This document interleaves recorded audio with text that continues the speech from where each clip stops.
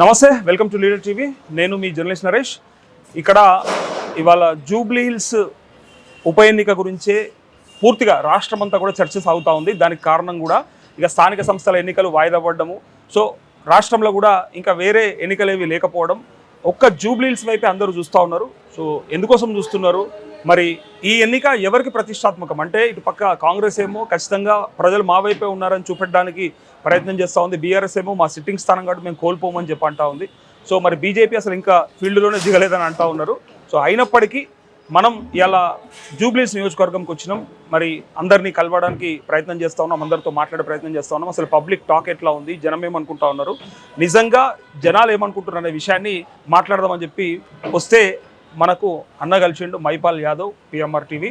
So ఒక్కసారి అన్నతో మాట్లాడే ప్రయత్నం చేద్దాం. అన్న నమస్తే. మయన్న బాగున్నావా అన్న? చెప్పు, అసలు ఏమైంది, ఏమవుతుంది, ఏం జరగబోతుంది అంటే ఇక నీ దగ్గర మన రిపోర్ట్ ఉంటుందని నేను అడగబోతా ఉన్నా.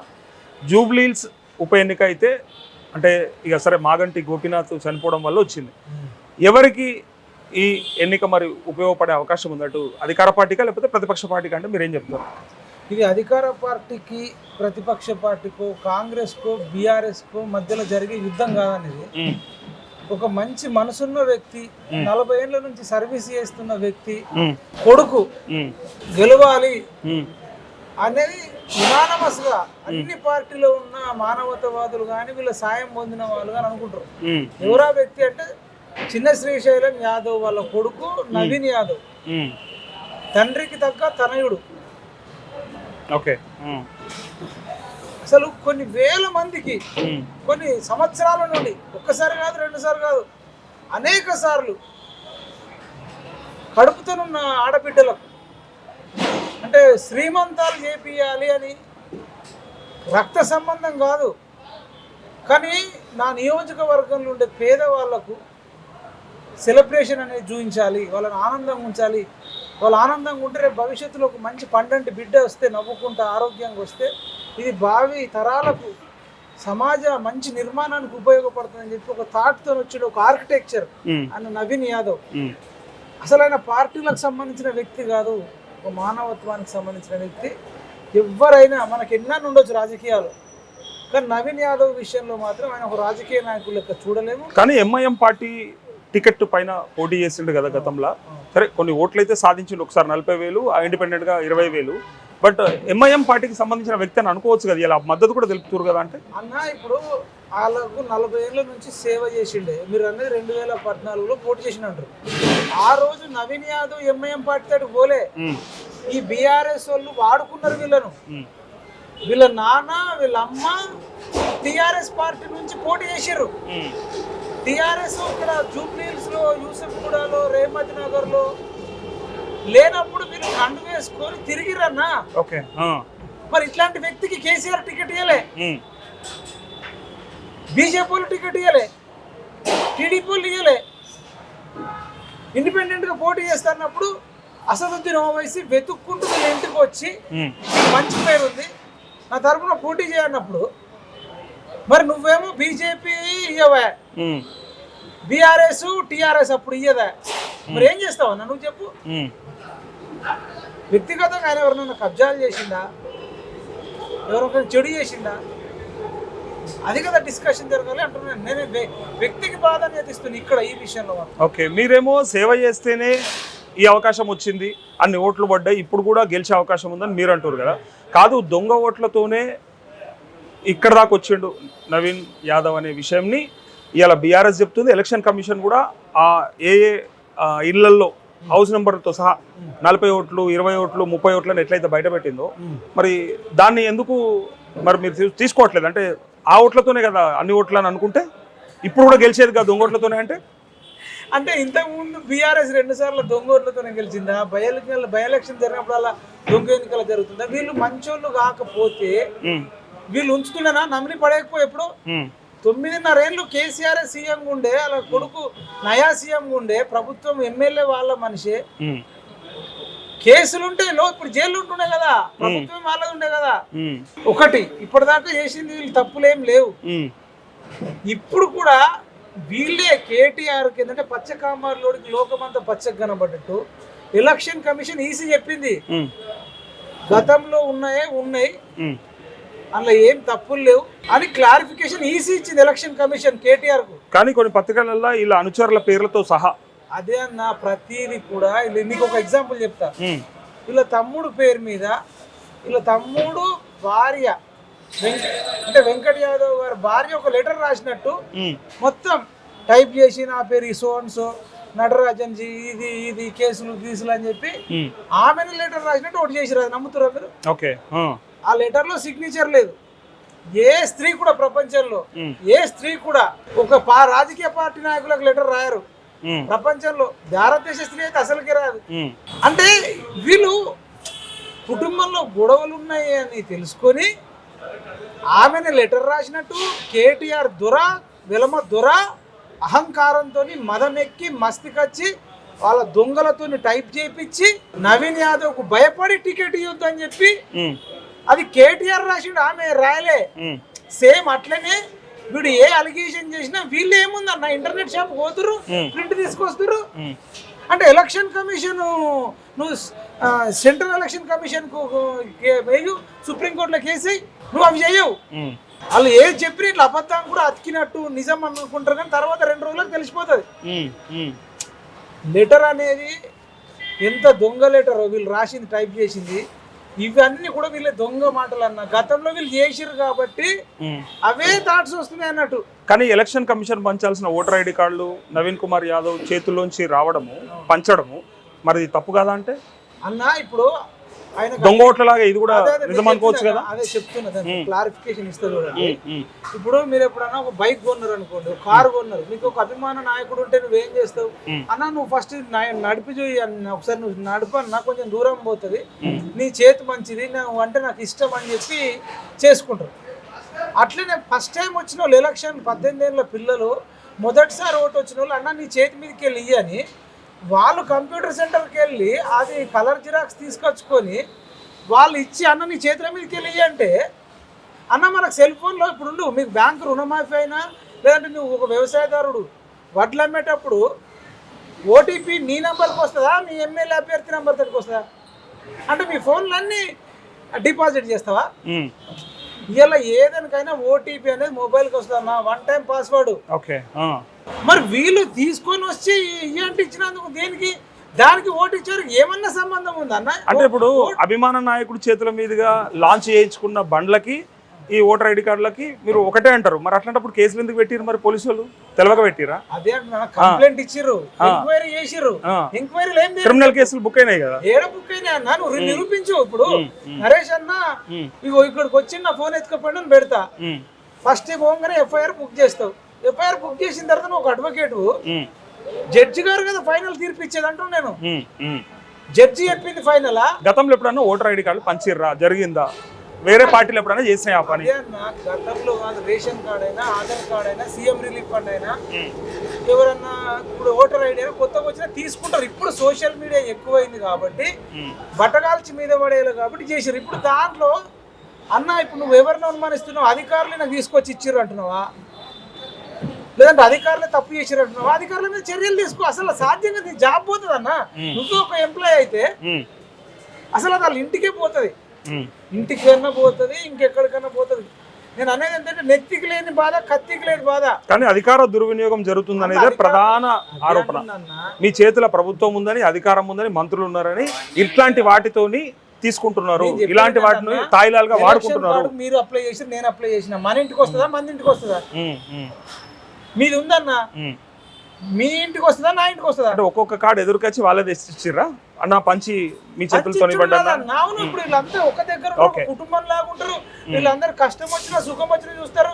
మీరు 1000 మంది ఉంటారు ఎప్పుడు వీళ్ళ దగ్గర, ఒకరిద్దరు అల్లాటప్ప వ్యక్తులు కాదు. 40 ఏళ్ళ నుంచి సర్వీస్ చేస్తున్న వాళ్ళు. మన దగ్గర బయట అక్కడ ఇక్కడ చూసినా భూములు కబ్జాలు చేసుడు, ఇసుక దందాలు చేసుకున్నాడు, తాగి మీద ఇవి కాదు. వీళ్ళు 1000 మందికి శ్రీమంతాలు చేసిండు, 1000 మందికి కోచింగ్ ఇన్స్టిట్యూట్ ఇప్పించిండు, 1000 మందికి జాబ్లు వచ్చినాయి, 1000 మందికి ఆర్థికంగా సాయం చేసిరు. అంటే ఒక విజిల్ వేస్తే 1000 మంది 2000 మంది వస్తారంటే అన్న ఇప్పుడు నీ చేతిలో మీదకెళ్ళి ఇచ్చేయండి అన్న కలర్ జిరాక్స్. ఒరిజినల్ ఇంకా ప్రింటే కాలే, అది నేను చెప్తలే, ఎన్నికల కమిషన్ చెప్తుంది. ఒరిజినలే ప్రింట్ కాలేదంటాను. ఓకే. ఒరిజినల్ ప్రింట్ కాలేదు. ఇప్పుడు నువ్వు వెళ్ళినా నువ్వు నెట్కి వెళ్తే డౌన్లోడ్ చేసుకుంటూ వస్తుంది. మరి ఈయన వెళ్ళి ప్రతి ఒక్కరిని ఫోన్లు తీసుకొని వాళ్ళ ఓటీపీ తీసుకొని ఈయన పట్టుకొచ్చిండు. ఆయనకి ఏమంత ఖర్చు? నేనేదంటే ఒకవేళ నీ నంబర్ నేనేదో చేసిన అనుకున్నాను, నువ్వు కదా పోలీసులకు కంప్లైంట్ ఇవ్వాలి. నీకు అర్థమవుతుందా? కంప్లైంట్ ఎవరు ఇస్తాడన్నా? నీ ఆధార్ కార్డు నేను కొట్టేసిన అనుకో, ఒక్క నిమిషం, ఆ ఎలక్షన్ కార్డు నరేష్ అన్నది నేను తీసుకున్నా, నరేష్ అన్న కంప్లైంట్ అయినా రఘునందన్ రావు అన్న, నువ్వు నాకు చెప్పన్నా. నీకు అన్యాయం జరిగింది అనుకో, నరేష్ అన్నకు అన్యాయం జరిగింది, నరేష్ అన్నకు తెలియకుండా కొన్నిసార్లు పోలీసులు కూడా సుమోటోగా కేసు బుక్ చేస్తారు. పోలీసులు తీసుకుంటే వేరు, రఘునందన్ రావు తీసుకున్నాడు. రఘునందన్ రావు అన్న మీద కూడా ఒక లేడీ రేప్ కేసు పెట్టింది అన్న. ఆయన రేప్ చేసినట్టు నీకు ఎంక్వైరీ జరుగుతుంది కదా. లేకపోతే రఘునందన్ రావు ఇంట్లోనే డబ్బులు తీసుకుని ఇద్దరు కానిస్టేబుల్ దుబాక్ ఉప ఎన్నికలు వచ్చారు అంటే ఇప్పుడు అది రఘునందన్ రావే పెట్టినట్ట. ఎంక్వైరీలు ఏం తెలిసింది? హరీష్ రావు పెట్టినని తెలిసింది.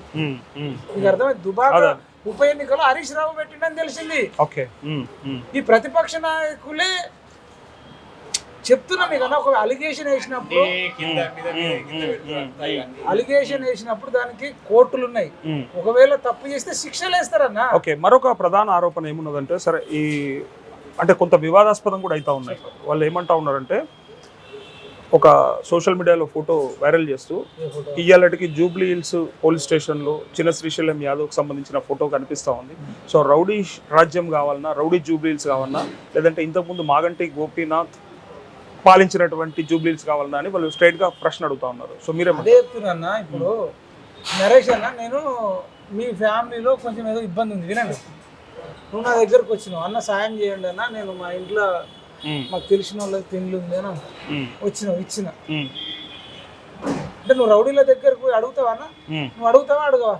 రౌడీలను అడుగుతావా? కవిత లగ్గానికి లక్షల రూపాయలు తీసుకొని పోయాడు, అన్న దండం పెడతా నువ్వు ఇయ్యని. మరి కవిత లగ్గానికి ఉపయోగపడ్డ చిన్న శ్రీశైలం యాదవ్ అన్న, నీ పోలీస్ స్టేషన్ లో మరి అది ఉంది, నువ్వెందుకు నేను డబ్బులు తీసుకొని అనాలి కదా. ఇంటికి వచ్చి కాళ్ళు పట్టుకొని దండం పెడతానా, నా బిడ్డ లగ్గం నిలబెట్టు, నా కొడుకు వాడు పోరంబోకు, వాడు అమెరికా పోయిండు, డబ్బులు పంపుతలేడు అంటే చిన్ని శ్రీశైలం యాదవ్ అన్న కవిత పెళ్లి చేసిండు. కవిత కృతజ్ఞత ఉంది.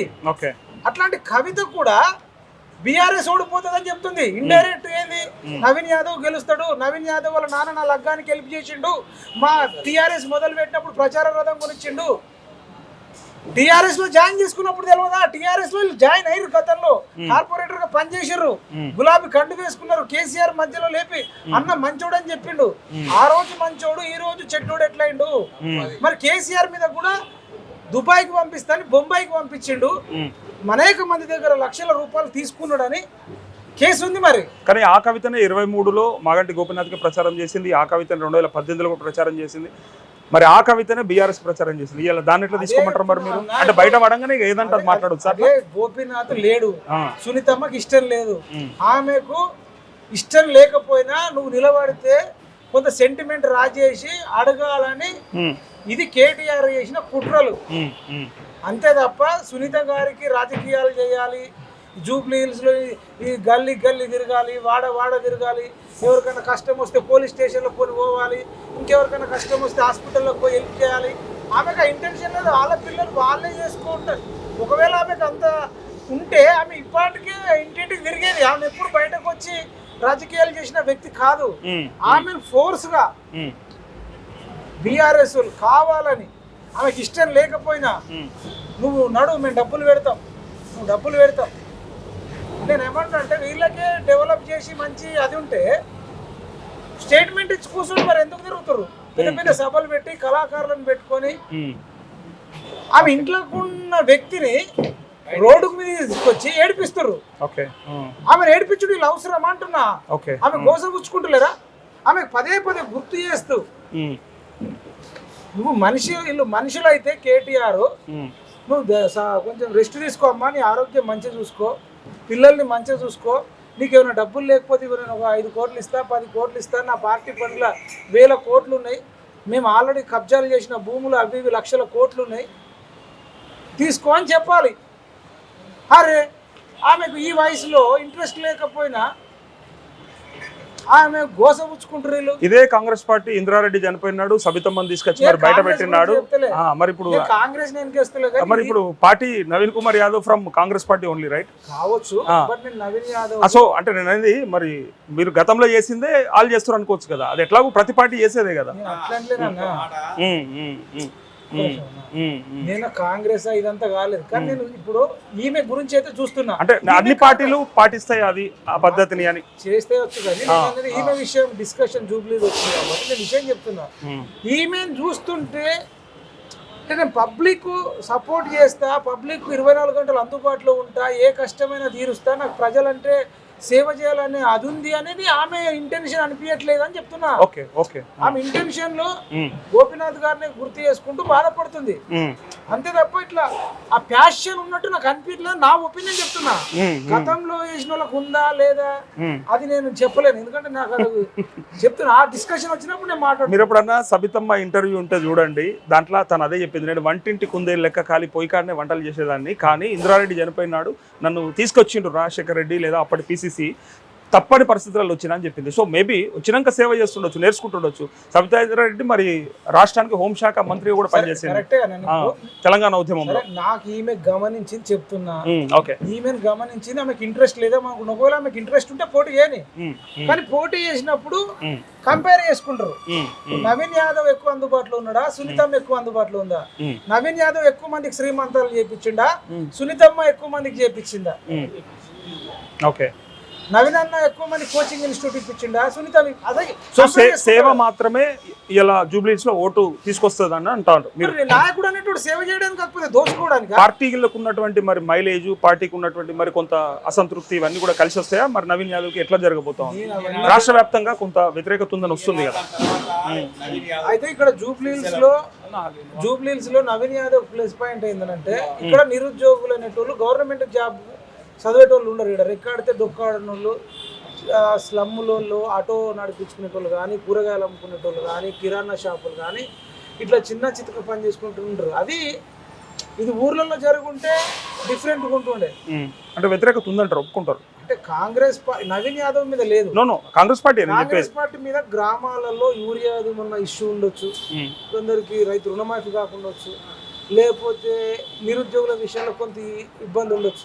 కానీ ఇక్కడ ఆ సమస్యలు లేకపోవడం అనేది చాలా ప్లస్ పాయింట్ నవీన్ యాదవ్ కు. ఒకటి, ఇలా ఆల్రెడీ లక్షల మందికి సాయం చేశారన్నా. నీకు ఆపత్కాలంలో నీకు బ్లడ్ అవసరం ఉంది, నేను బ్లడ్ ఇచ్చినా, నువ్వు బతికినావు, నేను ఏదో సందర్భంలో నిలబడితే నువ్వు నాకు ఓటేస్తావా, నువ్వు వెళ్ళి మళ్ళీ చూస్తావా? సో ఇక్కడ క్యాండిడేట్ మాత్రమే ఇంపాక్ట్ చూపించే అవకాశం ఉంది. సో పార్టీ అసలు ఇంపాక్ట్ ఉండదా ఇక్కడ అసలు లేదా? క్యాండిడేట్ యూస్ చేస్తారు అంటున్నాను. Okay okay. మీ ఒపీనియన్ తో పాటు ఒక నాడు మీరు ఏమనేటోళ్ళు అంటే, నిరుద్యోగుల పక్షాన్ని నేను మాట్లాడతా కొట్లాడతా ఉంటా అన్నారు, కేసీఆర్ దింపారు. సరే, దింపడంలో మీ పాత్ర అమోఘం, అందరూ మెచ్చుకున్నారు.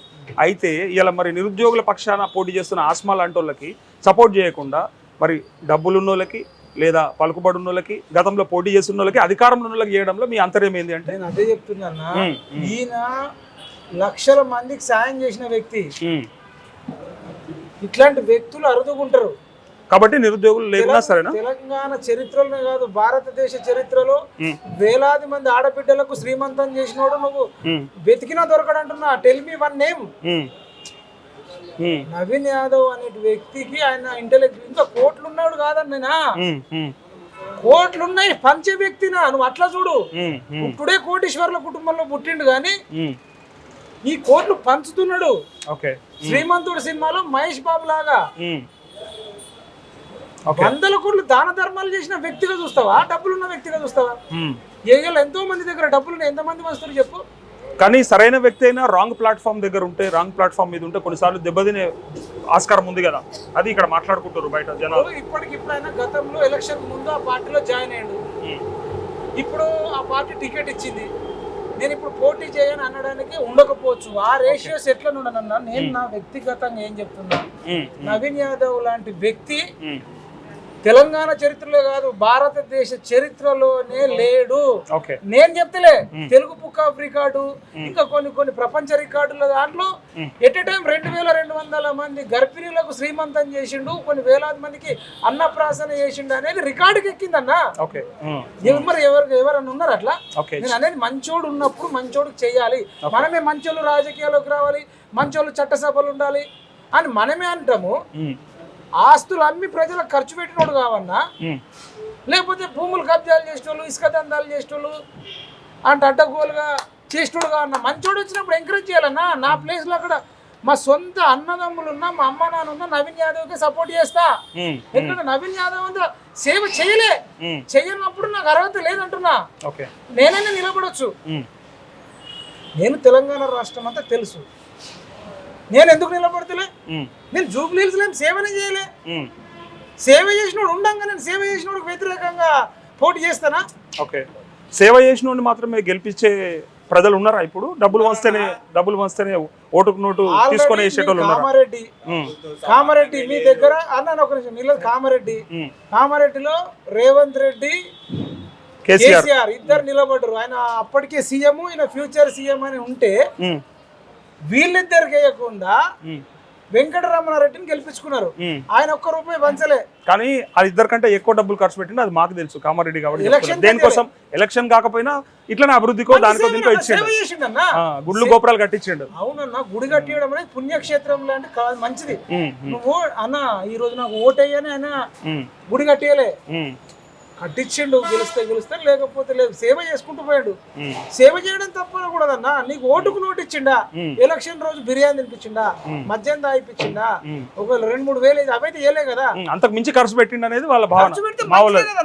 ఉన్నాయి పెట్టిండు, ఉన్నాయి 4 ఏళ్ల నుంచో 3 ఏళ్ల నుంచో పెట్టిండు. అట్లా కూడా మనం ఎంకరేజ్ చేయకపోతే మరి ఉండడు. దుబాయ్ లో ఇన్వెస్ట్ చేసుకోమంటావా, యూరోప్ లో ఇన్వెస్ట్ చేసుకోమంటావా, లేదా బెంగళూరులో రిసార్ట్లు కట్టుకొని డిక్ చేయమంటారా? అరే పెట్టేటోళ్ళకి మనం రెస్పెక్ట్ ఇవ్వాలి. వాళ్ళని కూడా మనం నెగిటివ్ గా చూస్తే నాకు అనిపిస్తుంది ఇట్లాంటి ప్రశ్నలు వచ్చినప్పుడు అసలు ప్రజలకు పెట్టవద్దు, ఉన్నదంతా మనమే ఏడన్నా సెట్ అయిపోవాలి, హ్యాపీగా ఉండాలి. ఎందుకు చేసినా నువ్వు నెగిటివ్ అన్న తర్వాత మస్తు మంది దగ్గర ఉన్నాయి. ఎంత మంది పెడతారు చెప్పు నాకు? డబ్బు లేని వాళ్ళు లేరా? ఎంతో మంది దగ్గర ఉన్నాయి. మల్లారెడ్డి దగ్గర లేవా? ముత్తిరెడ్డి దగ్గర లేకుండా, కేసీరావు దగ్గర లేవా? కేటీ రావు దగ్గర లేవా? హరీష్ రావు దగ్గర లేవా? ఇరపల్లి దయాకర్ రావు దగ్గర లేవా? మరి వాళ్ళు ఎందుకు పెడతలేరన్నా? ఇంకా చాలా మంది డబ్బున్నోళ్ళు ఉన్నారు, మనసున్నోళ్ళు తక్కువ ఉంటారు. మనకు మనసున్నోళ్ళు వచ్చినప్పుడు ఎక్కువ నెగిటివ్ చేయకుండా మనిషి మంచోడా కాదా, పిల్లనిచ్చేటప్పుడే మంచోడా కాదని చూస్తావు. 5 ఏళ్ళు నాయకుడిగా ఉండాలంటే ఖచ్చితంగా మంచోడా కాదని చూడన్నా, గుణం చూడు. చివరి ప్రశ్న అన్న, మీరు అప్పుడేమో సరే నిరుద్యోగుల పక్షాన మాట్లాడి కేసీఆర్ దింపాలని దింపేసారు. వచ్చిన కొత్తలో రేవంత్ రెడ్డికి కొంత మద్దతు అనిపించిన తర్వాత మొత్తం నెగిటివ్గానే మాట్లాడారు. మీరు చాలాసార్లు అసలు కాంగ్రెస్ని వ్యతిరేకించారు, విమర్శించారు. ఇవాళ మరి నవీన్ యాదవ్ కోసం మరి ఆ లైన్ దాటుతున్నట్ట, లేకపోతే మరి ఆ ఇంపాక్ట్ మీ మీదేం పడదా? మిమ్మల్ని డైరెక్టర్ అన్న అమ్ముడు పోయినవే అన్నారు అనుకో, ఏమంటూ అనేటోడు ఎట్లా అంటాడన్నా? నాకు కేసీఆర్ కొంటా అంటుడు, కేటీఆర్ కొంటా అంటుడు. ఆ 2-3 కోట్లు ఇస్తానంగా తీసుకుంటే నాకు డబ్బు ఇప్పించుంటే మరి వాడే 2-3 కోట్లు ఇస్తాడు కదా, నేను మాట్లాడుకే పోవచ్చు కదా. ఆర్ఎస్ కుమార్ అమ్ముడు పోలేదా? దాసోత్సవం అమ్ముడు పోలేదా? నేను 2-3 కోట్లు వచ్చే దగ్గరకు వస్తానా? ఇక్కడ అసలు ఉన్నాయన్ని ఇల్లు అడిగేసుకున్న వాళ్ళ దగ్గరకు వస్తానా? ఓకే, సో మొత్తానికి మంచి మనిషిని గెలిపించుకోమని చెప్తున్నారు మీరు. మంచోడు నేను అంటున్నా, అవునా కాదని చర్చ జరుపు. మంచోడికి సపోర్ట్ చేస్తే తప్ప, మంచోడికి సపోర్ట్ చేస్తే తప్ప క్యాండిడేట్ మంచోడా కాదో చెప్పన్నా. ఓకే, ప్రజలు తెలుస్తారు. నేను ప్రజల్లోకి పోతా ఉన్నా, ప్రజలను అడుగుతా, ప్రజలు చెప్పిన బయట్లని కూడా మీ బయట్లతో కలిపి ప్లే చేస్తా. డెఫినెట్ గా చూద్దాం. మీ మాటలు బట్టి చూస్తే నవీన్ కుమార్ యాదవ్ కి కొంత పాజిటివ్ రెస్పాన్స్ ఉందన్నట్టుగా కనిపిస్తూ ఉంది. సో చూద్దాం, పబ్లిక్ లో చూసే ప్రయత్నం చేద్దాం. వాళ్ళని బట్టి చెప్తాను నేను ఫైనల్ గా. Thank you so much. ఇది మైపాల్ యాదవ్ గారితో ప్రత్యేక ఇంటర్వ్యూ. Thank you.